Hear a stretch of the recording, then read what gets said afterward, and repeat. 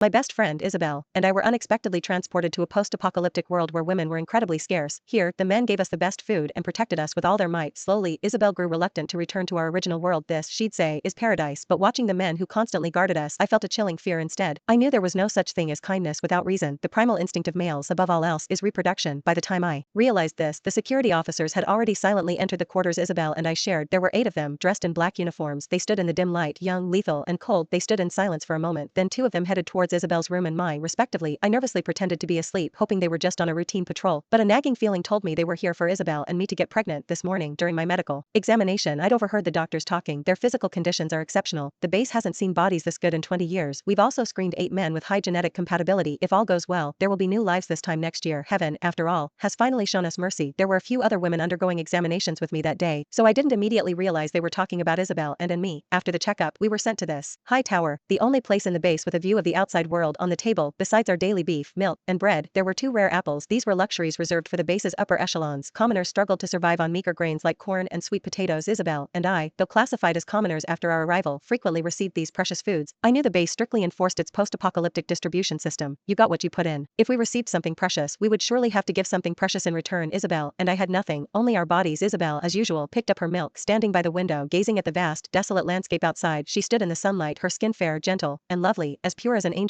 I, meanwhile, stared at the food, my stomach churning with unease. Isabel looked at me, puzzled. What's wrong? I told her what the doctors had said. This place is too strange. We need to find a way back to our original world fast. She fell silent. After a long moment, she softly asked, Chloe, isn't this place good? I was baffled. What was good about it? The apocalypse had lasted for a century. The ecology was imbalanced, the climate extreme, food was scarce, and the walking dead roamed everywhere. This place was a living hell. But she continued, here, we don't worry about food or clothes. We don't worry about finding work. No mortgages to pay. No one bullies us. Everyone cares for us and looks after us. For me, this place is paradise. I shook my head. There's no kindness without a root or a price. Women are scarce here. Our price might be our bodies, our fertility. Isabel gathered her windblown hair. But Chloe, in our old world, we still had to dedicate our bodies and fertility, didn't we? The man entered my room and stopped at the foot of my bed. I knew him. His name was Caleb, son of the former base commander, the most cold-blooded and ruthless security officer. Rumor had it he'd personally killed his parents when he was just 10. The first time I saw him, I was struck by his appearance, but the next second, his gun was aimed straight at my head. Isabel and I had been transported here while at an amusement park. The ground had suddenly caved in and we'd fallen. I was still wearing gray-blue contact lenses then. Gray-blue eyes were the mark of the infected. Caleb had mistaken me for one. Though the misunderstanding was later cleared, he had always loathed me. He hated that I, a human, would adorn my eyes with the color of the infected, yet the base had assigned him to oversee Isabel's and my safety. He was an absolute enforcer. Even with his disgust, he had to follow orders, but I didn't like him either. Many people at the base disliked him. They said the security officers were the lapdogs of the elite, and Caleb was the most loyal and vicious among them. Caleb stood still by my bed. I heard the metallic buckle of his belt unfasten. I'd guessed right. He was indeed here to carry out the breeding assignment. I stopped pretending to sleep, sat up, and pressed a small knife I'd prepared against my throat, speaking each word slowly. Get out, or I'll die right here in front of you. I'd sharpened the knife considerably. My hand trembled slightly, and the blade cut into my skin. Warm blood trickled down my neck. I was gambling that he wouldn't dare, couldn't allow me to die. Sure enough, Caleb froze. A flicker of surprise crossed his face. It seemed I wasn't supposed to be awake. I immediately thought of the milk from today. I hadn't drunk it. Isabel, not wanting to waste it, had drunk mine. That's why she'd fallen asleep so early. They had drugged the milk. Now, another man had already entered Isabel's room. I continued to threaten Caleb with death. I said, get out, and take those men with you. But the next second, he snatched the knife away, and his hand clamped tightly over my mouth. I tried to struggle, but I couldn't move at all. For the first time, I clearly and desperately realized the massive strength disparity between women and men, especially when I was facing the strongest man in the base. My tears fell uncontrollably. I didn't want to be forced into breeding, so I bit down hard on Caleb's hand, and my mouth was soon filled with the taste of blood. Caleb remained unmoved, but he didn't make any further moves either. A voice came through his comms unit. Major Caleb, what's your situation over there? Caleb glanced at me. She's awake, uncooperative, and self-harming. The voice simply said, oh, then terminate the mission for now. Don't let her harm herself. Caleb responded, understood. He released me. I pushed him away and jumped off the bed. I had to go save Isabel, but Caleb threw me back onto the bed. I thought he was going to continue and sneered, what, is a lapdog like you going to defy your master's orders? He lowered his gaze, said nothing, then unbuckled his belt, tied my hands to the headboard, and gagged my mouth with a piece of cloth. Then he sat down on a chair facing me. In the silent darkness, the creaking of Isabel's iron bed in the next room was painfully distinct, and her soft moans. She should have been deep in sleep, but now she was immersed in physical pleasure. It seemed the milk contained more than just a sedative, and there were 6 other men outside. The doctors had said these were our compatible matches. I didn't know if all of them were meant to participate. I blamed myself for not preparing Isabel for this. After a long, agonizing time, the sounds from Isabel's room finally ceased. Someone said something to the man, and he led Isabel away. Panic seized me. When Caleb finally unbound me, I asked him, where are you taking Isabel? Caleb didn't answer directly, only saying, your current state will affect her. You'll meet again when the time is right. I asked others, but no one answered me either. 2 months after we'd been transported here, Isabel and I lost contact for the first time. I was isolated. Caleb, who had always been glued to my side, didn't appear. The door was locked. I picked up a chair and smashed it against the window, only to discover that the window was made of specialized glass, impenetrable to my strength.